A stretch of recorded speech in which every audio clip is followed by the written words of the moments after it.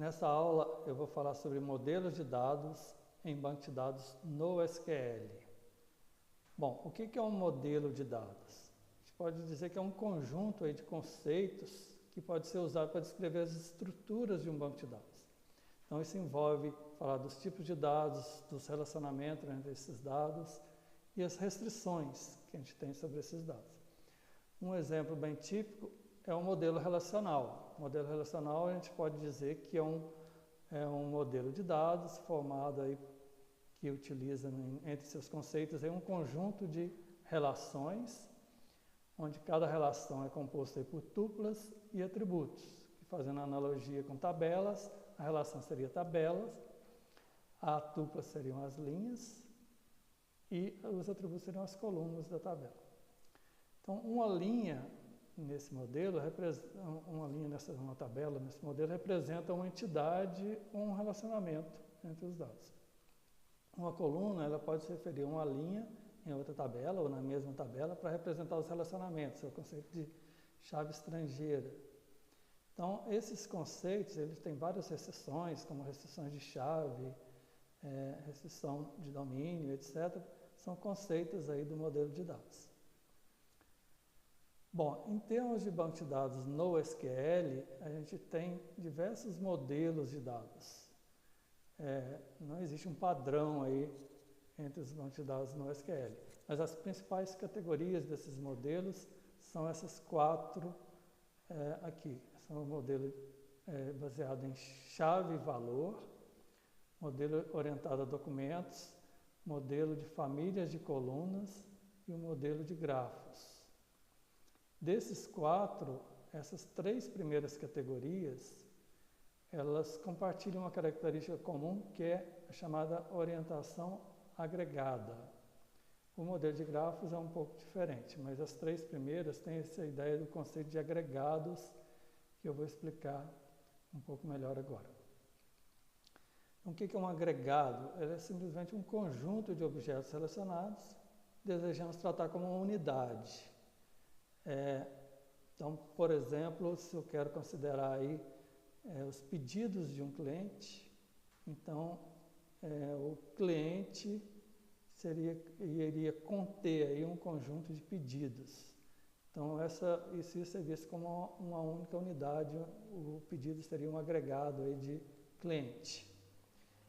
Então, ele pode ser pensado como um registro complexo, que permite listas e outras estruturas de dados alinhadas dentro dele. Então, tem essa ideia de alinhamento. Você tem uma estrutura que possui outras estruturas alinhadas ali. Então, essa é a ideia de um agregado. Então, ele é uma unidade de manipulação de dados e gerenciamento de consistência. Quando a gente trata de banco de dados, principalmente agora em termos de banco de dados no SQL, ele é visto como uma unidade aí onde o HVD vai manter a consistência desses dados dentro de um agregado, um conjunto agregado. Ele facilita a execução de banco de dados em um cluster, constituindo aí uma unidade natural para replicação e fragmentação. Então, essa é a principal questão, porque esses bancos de dados no SQL, a maioria desses modelos, são baseados nesse conceito de agregados, porque é uma forma de você dizer semanticamente aí para o HVD que você quer que aquele agregado constitua uma unidade de manipulação. E aí ele pode, então, organizar a forma de armazenar esses dados e definir a questão de fragmentar esses dados no cluster e replicar esses dados baseado nesse conceito de agregados. Então, é muito importante aí essa questão de execução em clusters. Eles são mais simples de serem manipulados por programadores de aplicativos. Então, normalmente, quando um desenvolvedor, ele pensa em termos da aplicação. Então, quando ele pensa na aplicação, ele pensa em como ele vai manipular esses dados. Então, ele já é uma forma mais natural de pensar na aplicação em termos de agregados. Como exemplo, suponha esse diagrama. Então, esse é um diagrama de alto nível, um diagrama conceitual, que trata aí de uma aplicação de vendas na web, uma venda aí de pedidos de clientes na web. Então, normalmente você vai ter classes, no diagrama de classes aqui da UML, uma representação como essa aqui. Você vai ter uma classe cliente, uma classe pedido, o pedido tem aí as formas de pagamento, tem os itens que compõem esse pedido, que são os itens de produtos, e o envio aí vai ser feito através para aí um endereço de remessa, né? Onde vai ser enviado aí para o pedido para o cliente. E eu tenho também, em cada pedido desse, um endereço de cobrança. Então, o cliente tem aí o endereço de cobrança.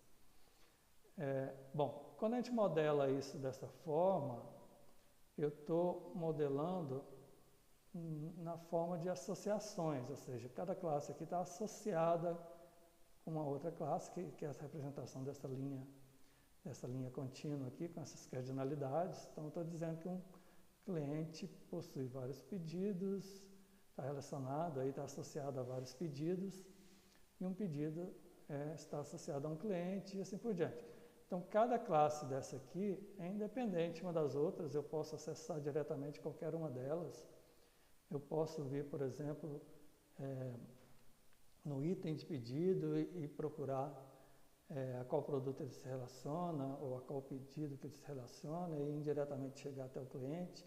Então, são associações entre essas classes. Então, essa é a forma tradicional de modelar quando a gente não pensa na orientação a agregados. É a forma típica aí de banco de dados relacionais. Então, em termos de um banco de dados relacional, isso aí vai virar um conjunto de relações. Então, aqui um exemplo dessas relações, ou seja, tabelas aqui, com dados sobre clientes, pedidos e etc. Então, quem está habituado a trabalhar com banco de dados relacionais sabe que você pode fazer consultas diversas envolvendo esses dados. Então, por exemplo, eu posso vir aqui desse endereço de código 77 e saber que ele foi usado como endereço de cobrança aqui para o cliente número 1, e esse cliente número 1 é o Martin, e assim por diante. Então, eu posso partir de qualquer ponto aqui e identificar esses relacionamentos e fazer consultas diversas sobre esses dados, independente da forma que eles estão armazenados. Esse é um caso típico de banco de dados relacionais. Quando a gente pensa na orientação a agregados, que é típico aí dos modelos de NoSQL, aí a modelagem muda um pouco. Ao invés de eu ter só relacionamentos de associação, eu passo a ter relacionamentos de agregação, que não é a UML, é representada por esse losango preto aqui, indicando, por exemplo, que tem essa ideia assim, do cliente, ele contém ou possui aqui vários endereços de cobrança nesse caso. Mas o cliente está aqui associado a um pedido, aqui não é a ideia de agregação. Então, cliente e pedido podem ser acessados de forma independente, mas o pedido, por sua vez, contém aí itens de pedido, contém uma forma de pagamento e contém um endereço de cobrança. O pagamento, por sua vez, contém aí o endereço de cobrança. Então, é uma forma um pouco diferente de modelar. Eu simplesmente mudei aqui para esse símbolo de agregação, mas o significado semântico disso é diferente. Quando eu mapeio isso aqui para um banco de dados relacional, essa ideia de semântica das agregações, ela desaparece. Eu não consigo modelar isso num banco de dados relacional. Isso não fica explícito lá. Já no NoSQL, eu consigo fazer isso explicitamente. Então, por exemplo, num banco de dados, que a gente vai ver mais na frente, orientado a documentos, a gente pode pensar nos dados organizados dessa forma, no formato JSON. Esse formato, ele tem essa ideia aqui, ó, por exemplo, em cada par de chaves eu tenho um registro e eu tenho armazenado aqui tanto o nome do atributo quanto o valor. Então, por exemplo, o cliente de ID 1, de nome Martin, tem um endereço de cobrança. Agora, esse endereço de cobrança tem essa ideia do agregado aqui, ó. Esse agregado, ele fica embutido aqui dentro do cliente. Então, o endereço de cobrança, eu coloco os dados aqui no caso da cidade, que é Chicago, mas isso está dentro de um atributo de cliente. Já o pedido é independente. Então, se a gente olhar aqui, o pedido é só uma associação com o cliente. Nesse caso, ele não está modelado como um agregado de cliente. Então, ele é uma outra unidade independente aqui.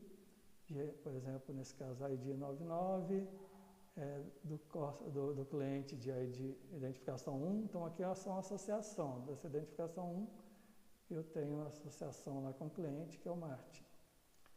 E ele tem os itens de pedido. Já se a gente olhar no caso dos itens, os itens de pedido é uma agregação. Então, os itens vão ficar dentro do pedido. Então, por exemplo, aqui, ó, eu tenho o produto, a identificação do produto, tenho o preço do produto e o nome do produto. Observe que o nome do produto aqui, aqui entre o pedido e o produto é só uma associação, mas eu posso desnormalizar esses dados para facilitar as consultas, sabendo que esse dado não vai ser alterado. Então, eu posso desnormalizar trazendo o nome também, o nome do produto para cá. Então, dentro do pedido, eu tenho acesso aqui aos itens, colocando aqui a identificação dele, o preço e o nome. Depois, no mesmo nível aqui de pedidos, eu tenho a outra agregação, que é essa aqui é do pagamento e do endereço de remessa. Então, essas duas estão aqui, ó, endereço de remessa, aí eu tenho um relacionamento de agregação ali com o endereço. Então, eu coloco aqui a cidade, que é Chicago, e a mesma coisa aqui no endereço, no pagamento pedido. Eu tenho os dados do pagamento pedido e observe que o endereço de cobrança é repetido aqui. Então, por exemplo, a cidade de Chicago, ela é repetida aqui 3 vezes. Então, nesse modelo, eu não tenho essa preocupação de normalização de dados, nem de redundância de dados, sabendo que a aplicação é uma aplicação típica em que eu não vou alterar esse endereço. Então, os dados, eu não tenho essa preocupação com essa redundância de dados. Nesse caso, eu gastaria mais espaço, mas, por outro lado, eu acesso isso de forma mais eficiente, ou seja, de forma muito mais rápida. Então, esse aqui é o objetivo aí, de um banco de dados no SQL, é ganhar em performance. E, ao mesmo tempo, eu digo aí para o SVD como essas estruturas explicitamente estão organizadas em termos de agregados. Eu estou dizendo para ele aí de uma forma semântica como ele pode armazenar esses dados no cluster.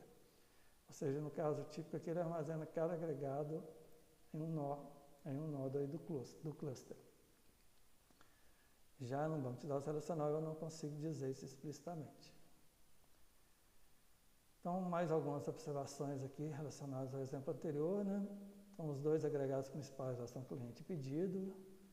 O pagamento também agrega endereço de cobrança, então ele é copiado e repetido aí uma vez, em vez de usar o ID como referência.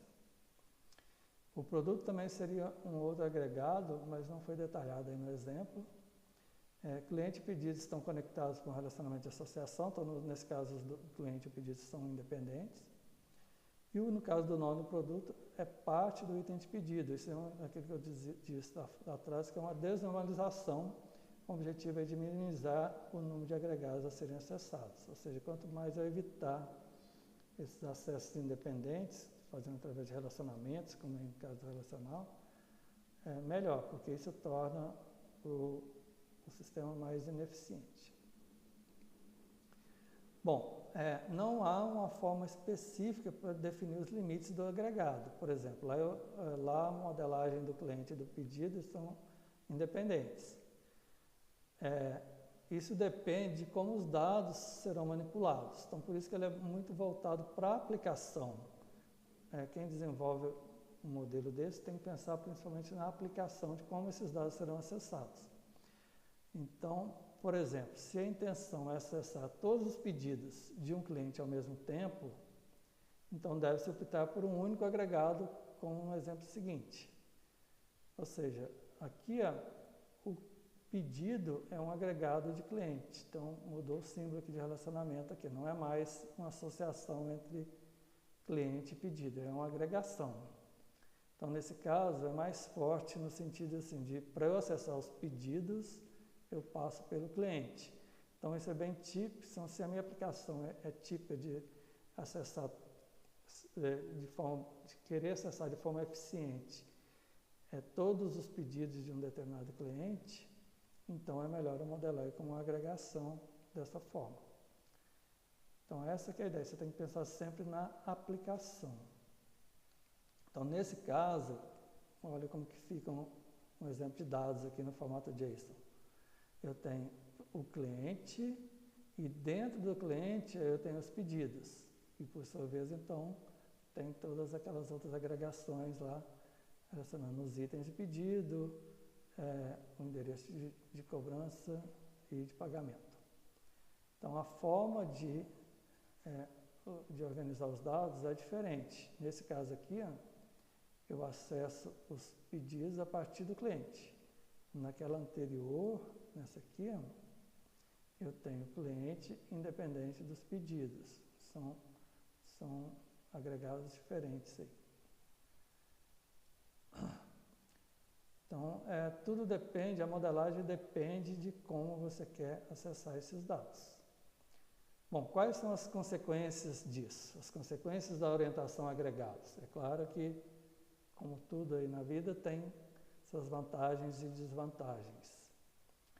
Então, comparando aí o modelo relacional com o modelo orientado a agregados, no modelo relacional, você não possui o conceito de agregado, ou seja, as estruturas são totalmente independentes. Ele permite que dados sejam facilmente examinados de diferentes formas. Então, por exemplo, eu posso fazer consultas lá partindo dos pedidos e chegando nos clientes, ou partindo dos pagamentos e chegando no pedido, etc. Eu posso acessar eles livremente. E eles, no caso relacional, eles suportam transações ACID, ou seja, eu posso fazer alterações que envolvam linhas de várias tabelas diferentes e garantir que isso aí vai ser feito usando a consistência das propriedades ACID, de atomicidade, isolamento e durabilidade. Já quando eu tenho o modelo orientado a agregados, a semântica relacionada com a forma pela qual os dados são utilizados pelos aplicativos, ou seja, eu tenho que pensar, os dados são armazenados da forma como eles são pensados para a aplicação. Então, eu vou embutir essa semântica na organização dos meus dados. Então, nesse caso, os dados são analisados pela estrutura do agregado. Então, assim, se eu organizo lá, por exemplo, pedidos como um agregado de cliente, é porque eu quero acessar de forma eficiente todos os pedidos de um cliente como uma operação eficiente aí. E aí, então, esses dados são armazenados usando essa semântica. E, nesse caso, eles são difíceis de serem utilizados em muitos contextos diferentes. Ou seja, se eu precisar agora, por exemplo, fazer consultas envolvendo, assim, todos os pedidos realizados no mês de maio, por exemplo, aí eles são acessados, teriam que ser acessados independente dos clientes. Então, se eu tiver modelado como um agregado de cliente, uma consulta desse tipo vai ficar muito mais ineficiente, porque eu pensei nelas sempre partindo do cliente. Então, tudo depende de como você quer acessar esses dados. Então, e também os modelos orientados a agregados, eles não suportam transações ACID, mas eles normalmente, esses HBDs da SQL, suportam manipulação atômica em um único agregado por vez. Ou seja, se eu modelei lá pedido como agregado de cliente e vou armazenar isso de forma como uma unidade, os HBDs da SQL normalmente garantem essa atomicidade envolvendo todo o conjunto, aí toda essa unidade do agregado, que é na prática o que a gente realmente mais usa aí em termos de transações.